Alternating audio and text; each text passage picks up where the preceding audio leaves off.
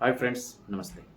लगभग हर डायबिटीज़ के मरीज एक बहुत ही कॉमन एंटी डायबिटिक मेडिसिन ले रहे होते हैं जिसका नाम है मेटफॉर्मिन। अगर आप भी ये दवाई ले रहे हैं तो ये वीडियो आपके लिए बहुत इंपॉर्टेंट हो सकता है।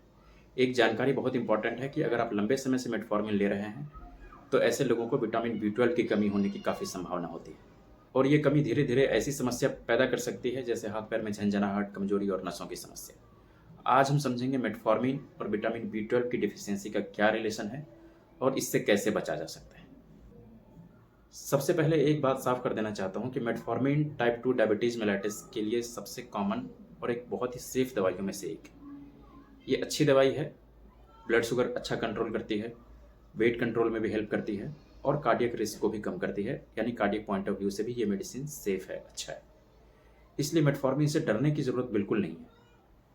लेकिन लंबे समय तक लेने पर बस एक बात का ध्यान रखना है कि इसमें विटामिन B12 की कमी होने की संभावना है, इसलिए हमें पहले से प्रिकॉशंस, सावधानी और सप्लीमेंटेशन की अगर ज़रूरत हो तो वो कर लिया जाए। मेटफॉर्मिन से विटामिन B12 क्यों कम होता है? हमारा शरीर विटामिन B12 को इंटेस्टाइन के सबसे आखिरी हिस्से, जिसे हम टर्मिनल इलियम कहते हैं, वहाँ से एब्जॉर्ब होता है। इसके लिए विटामिन B12 पहले स्टमक में इंट्रिंसिक फैक्टर के साथ मिलकर intrinsic factor vitamin B12 complex बनाता है। फिर ये कम्प्लेक्स इंटेस्टाइन में रिसेप्टर से बाइंड होकर के एब्जॉर्ब होता है। रिसर्च से ये पता चला है कि मेटफॉर्मिन इस एब्जॉर्प्शन के कैल्शियम डिपेंडेंट पाथवे को ब्लॉक करता है, वहाँ इंटरफेयर करता है, जिसकी वजह से टर्मिनल इलियम में विटामिन B12 का एब्जॉर्प्शन कम हो पाता है और विटामिन B12 की डिफिशियंसी होती है।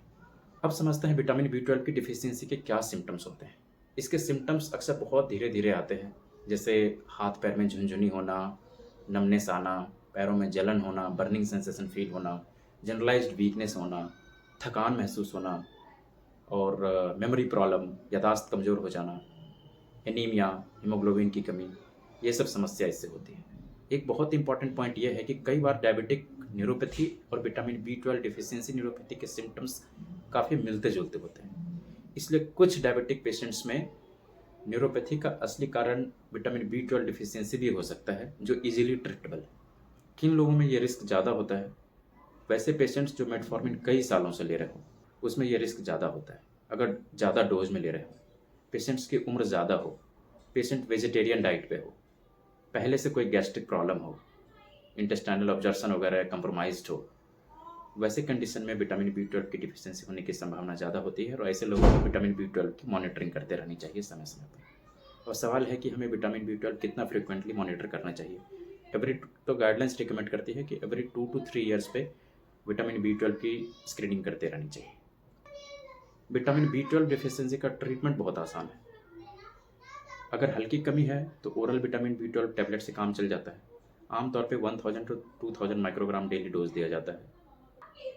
लेकिन अगर बहुत ज़्यादा डिफिशियंसी हो, विटामिन B की बहुत ज़्यादा कमी हो, तो हमें इंजेक्शन के फॉर्म में विटामिन B12 लेने की ज़रूरत पड़ सकती है, डॉक्टर के सलाह पे। कुछ पेशेंट्स पूछते हैं sublingual vitamin B12 tablet better है या नहीं। थियरी यह है कि सबलिंगुअल विटामिन B12 जीभ के नीचे से एब्जॉर्ब होकर के इंटेस्टाइन को बाईपास कर सकता है। लेकिन प्रैक्टिकल और क्लिनिकल पॉइंट यह है कि हाई डोज ओरल टैबलेट भी अच्छी तरह से काम करता है, क्योंकि थोड़ा विटामिन B12 पैसिव डिफ्यूजन से भी एब्जॉर्ब होता है और वो हमारे लिए सफिशिएंट होता है। इसलिए ओरल या सबलिंगुअल दोनों ही इफेक्टिव है, आप किसी भी फॉर्म में ले सकते हैं। सबसे ज़रूरी टेक होम मैसेज ये है कि मेटफॉर्मिन को बंद करने की ज़रूरत नहीं है। ये डायबिटीज़ के लिए एक बहुत इंपॉर्टेंट और बेनिफिशियल मेडिसिन है। लेकिन अगर आप इसे लंबे समय से ले रहे हैं तो बस एक सिंपल चीज़ याद रखें कि आपको विटामिन B12 की डिफिशियंसी की संभावना ज़्यादा है, इसलिए समय समय पर विटामिन B12 की डिफिशियंसी को या विटामिन B12 की कमी को चेक करते रहें और अगर ज़रूरत हो तो आप सप्लीमेंट के फॉर्म में उसे ले सकते हैं। अगर आपके घर में डायबिटीज़ के लिए कोई मेटफॉर्मिन ले रहा है तो ये जानकारी उसके साथ ज़रूर शेयर करें और ऐसे ही मेडिकल फैक्ट्स के लिए मेरे चैनल से जुड़े रहें। मैं हूं डॉक्टर संजय, मिलते हैं नेक्स्ट वीडियो में, तब तक के लिए थैंक यू।